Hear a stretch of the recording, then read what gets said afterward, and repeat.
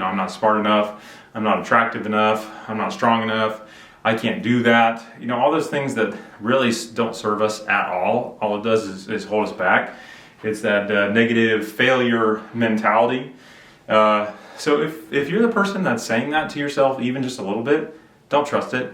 That's the demon inside of you. That's the person inside of you that would rather you be comfortable than fail. And that's a whole another thing, is like people feel like it's more comfortable to not risk something and go do something that you're trying to achieve. And the whole reason why, I'm using air quotes every other word here, is because it's super uncomfortable to feel like you're worthless, or feel like you have regret, or feel like you're worth more. It's just so easy to drown it out. It's so easy to scroll through something, or go turn on something, or distract yourself, as opposed to actually diving into the pain and figuring out how to overcome it. So, you're trading that short-term pleasure for long-term pain, instead of short-term pain for long-term pleasure.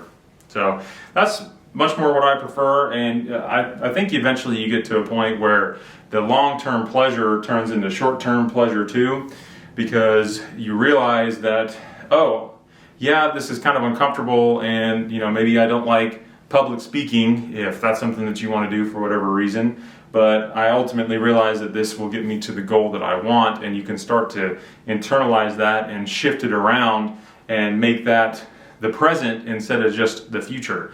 A lot of people talk about sacrificing for the future, or making the decisions for your future self and not your present self.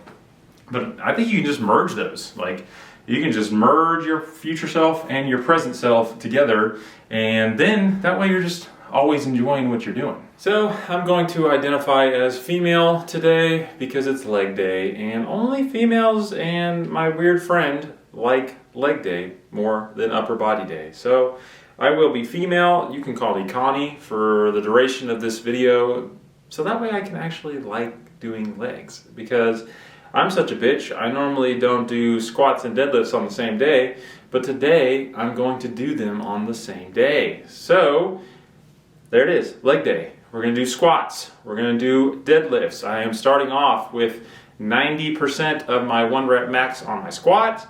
I will be doing 3 sets of that. Warming up, it feels like 90% is my new 1 rep max, because I have gotten weaker. I haven't done this in a little while due to things going on in life. It happens.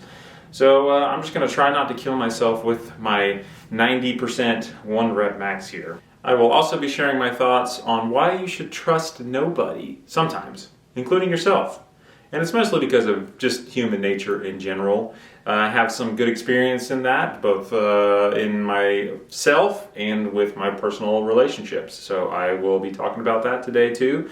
I think it's something that maybe you haven't thought of before, if it's not something you've spent a lot of time thinking about. So stick around for something new. And you can't really see when I was doing my intro there because I was closer to the camera, but I'm definitely in like a power pose here.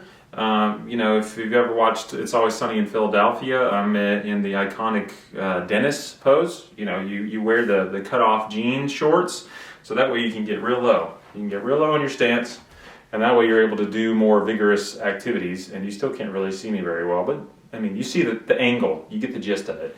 1 rep. I can do 1 rep. I just need to do 1 rep at this. That's it. Oh, it doesn't feel too heavy, just really heavy.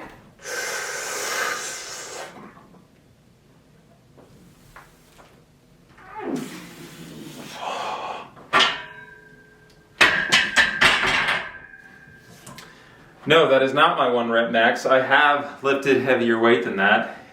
It just doesn't look like it. I'm so glad I'm female today. I definitely didn't hate doing that lift just now. We're going to pull out the yoga ball for this because I don't have the stamina of Dennis to be able to maintain such a power pose throughout an entire video, especially when I'm working on legs. So good old reliable yoga ball here. So trust, it's kind of a weird thing.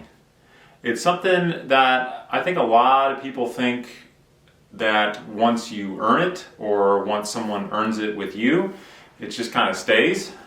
And I think that's a mistake. I don't think that you should view trust like that. Maybe those people are fortunate enough to have never been burned by somebody that's close to them, and hey, good for them. They're choosing good relationships and making good decisions. So way to go if that's you. So I don't get along with my mom. I don't talk to her anymore, and nobody in my family, immediate family, talks to her anymore. And at one point, when I was a teenager, weirdly enough, I considered my mom one of my best friends. I used to be able to talk to her about anything, and she gave good advice at the time. And, she was just a good mom. And that changed. She kind of went through a midlife crisis, I guess, and just wanted to do her own thing and didn't really care what happened. It doesn't really matter. But obviously, at some point, I felt like I could trust her 100%, and that slowly eroded over time, and obviously I don't feel like I can trust her at all now. And I am very grateful for that experience because it teaches you a good lesson, which is that trust is something that has constantly got to be earned. I view it like trust has to constantly be updated, and maybe this isn't a healthy way to look at it, but it works for me and I like it. You have to continuously do things in relationships with me in order to prove that you're worth trusting. Now, that sounds bigger out loud than what it really is, because it's not like you're constantly putting your relationships in situations where you have to test them for trust. I'm not constantly hiring people to try and lure my wife into sleeping with them. That's actually a good idea. I should probably start doing that. I gotta make sure she's loyal. Unless she's making money doing it, then that's fine. She can go do it as long as I get the money. But relationships often give you opportunities in order to test trust. You can tell somebody something that maybe you wouldn't normally tell them and see if it gets to any other people. And I'm not saying to do this, because you're looking again for this, I don't think I can trust them, this is a flaw, and I'm trying to expose that. It's just more like you're trying to establish good relationships with people, and that requires vulnerability, which leads to trust. But the reason why I say what I say at the beginning of the video, which is you can't really trust anyone, including yourself, is that people change, and there's nothing wrong with that. I have relationships in my life besides my mom where I was really, really close to people when I was younger, and I'm not so close to them, and I'm not even friends with them anymore.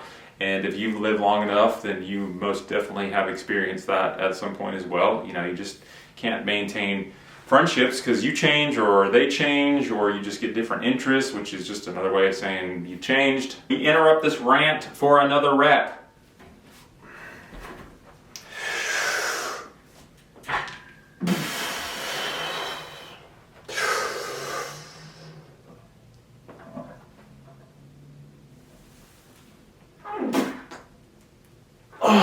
And sometimes people change in ways that you can't control. One of the scariest things out there to me is postpartum psychosis. And if you're not familiar with that, it is when a woman has a baby and something just chemically changes within her that just all of a sudden makes her a different person. They could be bipolar or schizophrenic or all sorts of different things, and it might not ever go away. So sometimes things just happen to you. You can get in an accident and have a head injury and you're a different person and you think differently. Or someone dies unexpectedly and that can change you. So it's not always in our control. In fact, most of the time it feels like almost nothing's in our control, at least to me. So I love my wife. I trust her as much as I can possibly trust anyone. Same thing with my dad. I would probably say those are the two people I trust more than anyone. Although my dad can kind of have a big mouth sometimes. He's a little bit of a gossiper. And if you're watching this, Dad, then you know it's true. Either way, I trust him. And despite that, I have had kind of my own personal saying or motto. I don't know exactly how to phrase it in my mind, which is I don't trust anybody. And again, it's just because I understand that people can change, and I don't want to resent people for that. And maybe I have a little bit too much of a wall put up there, but I do let people in. I do have really, really close relationships. But I do think that humans are pretty much entirely selfish people. And to explain that a little bit, to make it not sound nearly as bad as how it does sound, is everybody is doing what they want to do unless you're literally being forced not to. That's my belief. I think even people that would be called selfless, and I still call these people selfless because they are caring individuals and they do a lot for their community or for people in need. But ultimately, I believe they are doing that because it's gratifying to them as an individual. And if they weren't to do that, then it would just eat them up so much inside and make them miserable. So even the good things in life come from a selfish place, and I don't even know if that's the right word for it, but it's just, it's self-gratification, and a lot of people think that that's selfish, and it probably is, but who cares? That's just kind of the way that we are designed, or the way that we are. So with that in mind, maybe something comes up in one of my relationships where somebody does something for themselves that ends up hurting me or betraying my trust with them just because, it's something that makes them feel good, or maybe it's even the right decision for them in the moment, depending on what it is. I don't know what it could be, but it happens. Everybody's got a story in their life where somebody's betrayed them. It's just a part of life. It could be as minor as you're in elementary school and you thought that you had a friend that you could tell something to, and then they make fun of you for it later. It could be as simple as that. I am so glad that this is the last rep of this that I have to do, because I am struggling, and it's obvious on the first 2 reps that I am.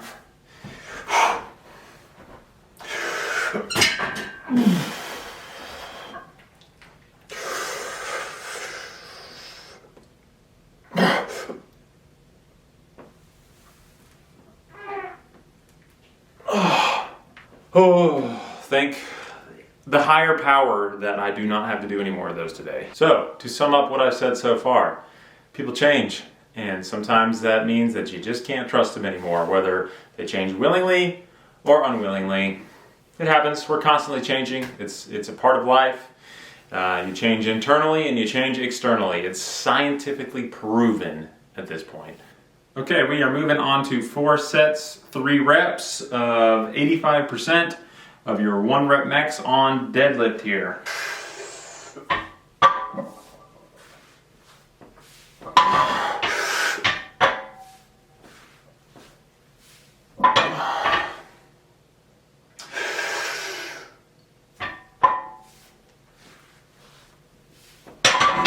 So moving on to why you might not be able to trust yourself. Now the reason why I have this belief is because 6 years ago, if I would have just listened to myself and how I feel and what I wanted to do all the time, then I would probably be 50 pounds heavier. I would do nothing but play video games all the time, and I would have significantly less money than I do now. So finding that balance of what you can trust, what your body is telling you, and what you can't is really tough, because there's some times where, fitness, for example, you feel really, really super tired and you do not feel like you should do a workout that day because maybe you're risking injury. Well, sometimes that's not true. Sometimes you can get in there, and once you start lifting and getting a pump, then you actually are stronger than you felt for that day. And then you do have to listen to those times where you actually have to take a break and not injure yourself, and you tweak something, and if you try and do another set of that, then it turns into an injury instead of a tweak. So that's kind of the feeling side of things, and it's hard to get past that. Sometimes it's just experience, sometimes it's just kind of putting your head down and plowing through, because if you don't have experience, that could be something that you need to do. If you'd rather play video games all the time, but you're sick of being in debt or wondering how you're going to pay rent next month, then you just need to plow through that and go make some extra money. And it sucks. It sucks for a while, but we are adaptable machines. That's what human nature is about. So you'll get used to it, and good chance that you'll actually start appreciating it and enjoying it. Now, the mental side of things is a lot easier to navigate. Now, the reason why I feel like I can say it's a lot easier to navigate now is just because I've been taking a lot of time to work on navigating this. I've spent a lot of the last few years trying to get better and better at this. And it's really just the stories we tell ourselves, all the negativity. I'm not smart enough, I'm not attractive enough, I'm not strong enough, I can't do that. All those things that really don't serve us at all. All it does is hold us back. It's that negative failure mentality. So if you're the person that's saying that to yourself, even just a little bit, don't trust it. That's the demon inside of you. That's the person inside of you that would rather you be comfortable than fail. And that's a whole another thing, is like people feel like it's more comfortable to not risk something and go do something that you're trying to achieve. And the whole reason why, I'm using air quotes every other word here, is because it's super uncomfortable to feel like you're worthless, or feel like you have regret, or feel like you're worth more. It's just so easy to drown it out. It's so easy to scroll through something, or go turn on something, or distract yourself, as opposed to actually diving into the pain and figuring out how to overcome it. So, you're trading that short-term pleasure for long-term pain, instead of short-term pain for long-term pleasure. So that's much more what I prefer, and I think eventually you get to a point where the long-term pleasure turns into short-term pleasure too, because you realize that, oh, yeah, this is kind of uncomfortable, and maybe I don't like public speaking, if that's something that you want to do for whatever reason, but I ultimately realize that this will get me to the goal that I want, and you can start to internalize that and shift it around and make that the present instead of just the future. A lot of people talk about sacrificing for the future, or making the decisions for your future self and not your present self. But I think you can just merge those. Like, you can just merge your future self and your present self together, and then that way you're just always enjoying what you're doing.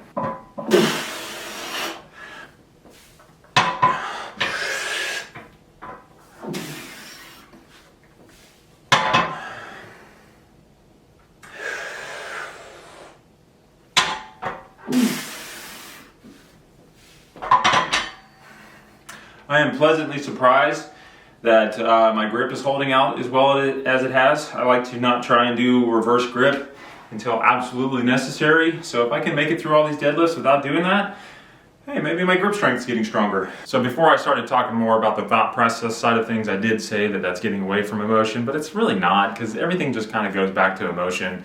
That's what really causes change. That's what causes you to think differently, is just an emotional attachment. And because of that, I think it's very, very important to be aware of what you are feeling emotionally and separate yourself from it. And I think the Charlie Kirk assassination is a really good example of that. If you're someone that has found yourself cheering for his death, I think that's a huge red flag that you should take a look in the mirror and be like, okay, why am I cheering for this? Now, I wasn't a fan of Charlie. There's some things I agreed with and disagreed with, and for all I know, he could have been a terrible person. I don't really know. But listening to what he said, and I've heard enough of him to kind of understand his message, he wasn't out there to hurt anybody. He wasn't trying to rile the masses, to destroy the left, or to take over the country. He wasn't doing anything like that. And in my mind, the people that are cheering on his death are the people that think that he was contributing towards that sort of outcome. As humans, it's super easy to get worked up towards one direction or another. It's really easy to think that there's an evil person out there that is trying to destroy something you love, therefore that person should be destroyed. And I think more often than not, that is just not the case. Maybe I'm just too much of an optimist, but I do genuinely think that most people are good people, and that even the bad people maybe wouldn't be bad people if they didn't have some really unfortunate things happen in their lives. Yeah, there are just some broken people out there that, just don't really care if they're hurting humans and destroying society. And, those are the kind of people that I would consider to be mentally sick, and probably should have empathy towards that and sympathy towards that, whichever one is the appropriate usage of that word, and obviously handle it as best we can. But ultimately, my point in all this is really, really pay attention to your emotions. And if you're feeling really strong negative emotions, then you need to those are the times where you really need to be looking in the mirror and making sure that I don't want to say justified, because I don't know if you were ever justified to have super negative emotions. And again, if someone were to kill my wife, I probably would be pretty justified to have very negative emotions. It doesn't mean it serves me in the long run, but you know what? I'm weak. I'm human. There's I've seen a video of a guy online who hugged his son's murderer during the trial. And damn, I'm telling you, that's the kind of person that we all need to be, but holy shit, is that something that's hard to do. And I have mad respect for anyone that's able to have that level of forgiveness and empathy towards other human beings. Now, with that being said, I think you also need to look at the positive emotions as red flags if you're feeling them too strongly too. And again, this all is situational. You know, I think cult is a great example of that. There's a lot of love and a lot of good feelings that are going on in cults right before they all take their suicide drink and move on to the moon, which is going to take them to the 6th dimension where they can be reunited with their loved cats. I don't know, that's probably some sort of cult out there. But if there's anything that is causing you to feel really, really strong emotions, just make sure that it's not leading you to a dark place and that it is positively affecting your life, and that requires you being able to step back and kind of look at yourself on a canvas and being able to analyze that. And if you can't do that, then go talk to somebody. Go find somebody that can help you do that. You know, that goes back to trust too. You got to make yourself vulnerable to put yourself out there. And, you know, you might go through a couple bad eggs before you find somebody that can help you navigate that. But it's worth doing. It's worth the vulnerability and it's worth the feedback in order to better guide your compass north so that you can have a good life and do the things that you want to do and feel the way that you want to feel if you're mostly a negative or depressed person.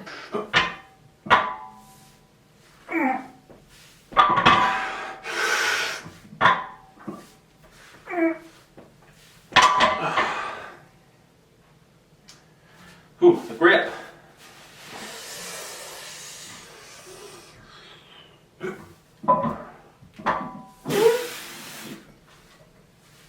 A small example of me not trusting myself in a beneficial way is fitness related, and with these pushing new PRs on a regular basis, there's been a couple times where I thought there was no way I was going to lift the weight, but you know, you work up to it and you did lift something 10 pounds lighter, or you lifted something 20 pounds lighter, and then, you know, obviously you set up the precautions, make sure you're not getting hurt for a long period of time or even a short period of time, and then you just go for it. And there's been a couple times where I've gotten a new PR because of that. And I didn't think I was going to be able to do it. It's a good thing I didn't listen to myself. It was a good thing I didn't trust myself, or I wouldn't have grown. Last one of these, is the grip strength going to hold up?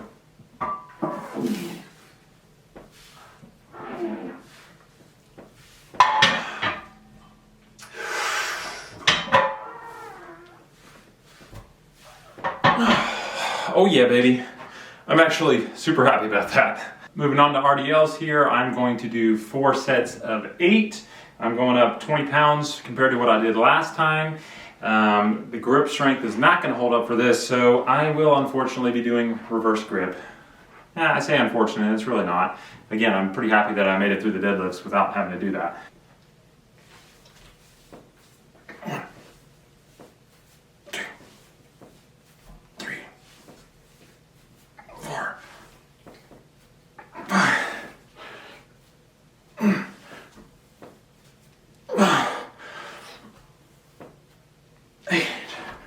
Going back to the Charlie Kirk thing, because it is only, I think, about a week and a half out since he was assassinated, but it is just still really impactful and sad.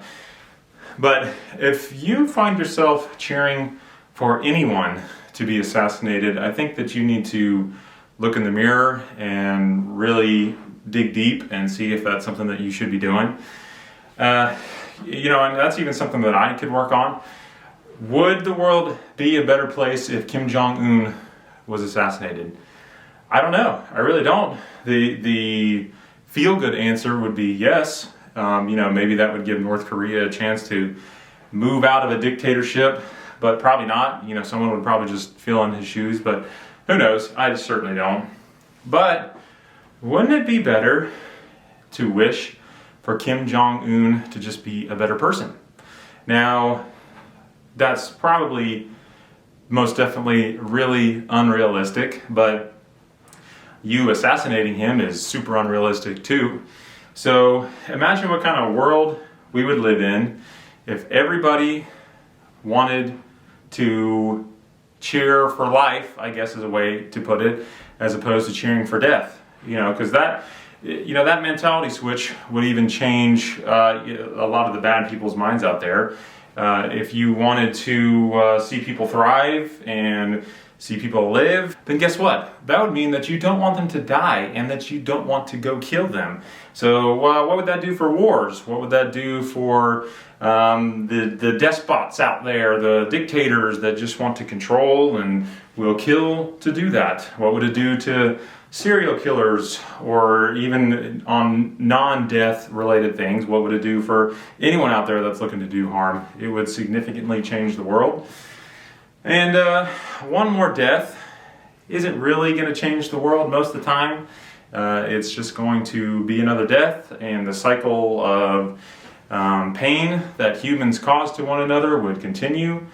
So, yeah, I'm kind of talking about a utopia here, but I don't know. I don't see any other way out. I don't see how we don't get out of all the pain that we self-create and the pain that we put on one another. Imagine how much better the world would be if we didn't wish pain on other people. It would change everything. It would fix so many of our problems. It would fix all the pain that we create for ourselves and that humans place and create for other humans. Because we cause a lot of pain to ourselves and to our fellow humans. And it's really freaking weird to me. It doesn't make any sense.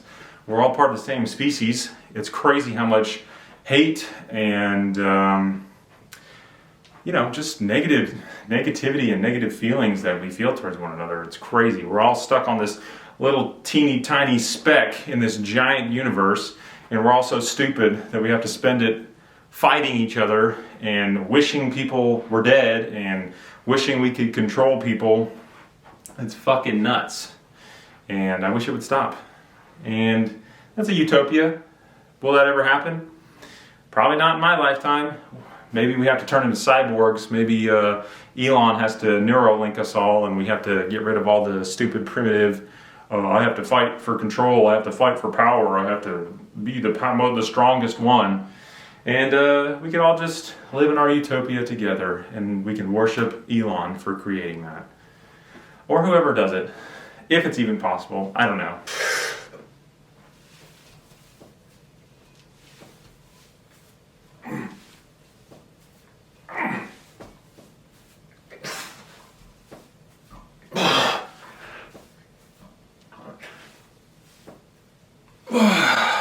Do you ever think to yourself while you're doing RDLs that it would make you really good to present yourself to royalty? You just, yes, thank you, madam. Thank you, sir. I'm very, very well practiced at bowing, and my glutes and my hamstrings are strong enough to do it all day long for you.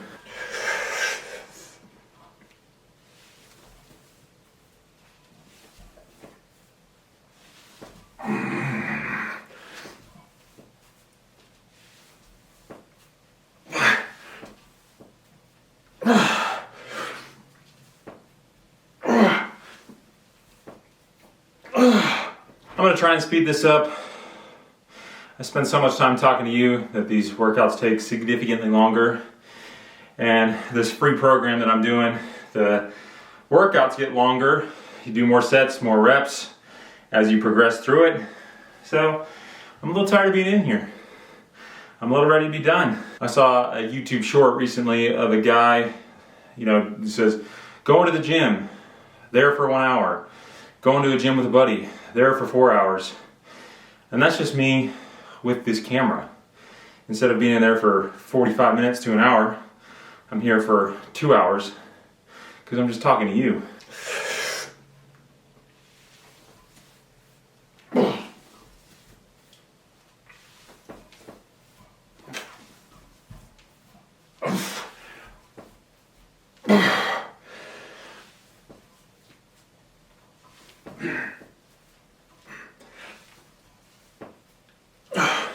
Something I really need to work on when doing the reverse grip is not wanting to pull up like I'm trying to do a curl, because that's a good way to tear a bicep if you're getting into heavier weights. And I'm not anywhere near that realm, at least I don't think so. Who knows? But yeah, just remember to keep it straight, keep it locked, so you're not putting too much pressure on that bicep. Moving on to the last exercise here will be rows. I will be doing 4 sets, 12 reps. Oh God, it feels heavy.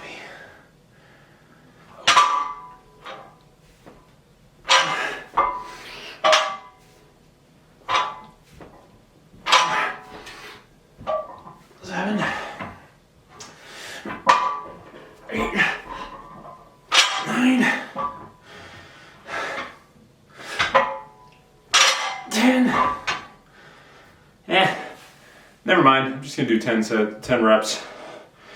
Blech. Sometimes it's okay to make a little audible mid-game plan.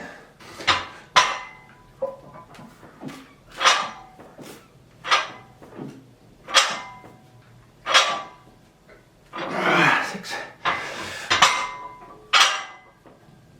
8, 9,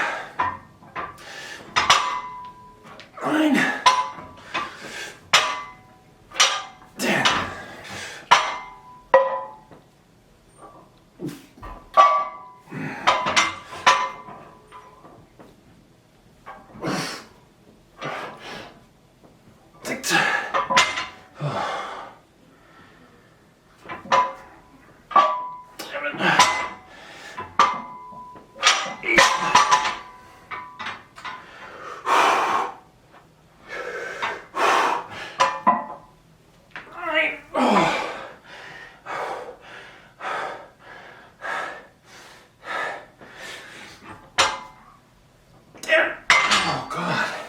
Well, I'm pretty sure I only did 3 sets of that, and I'm gonna call it. I am feeling pretty good. I'm feeling wiped out.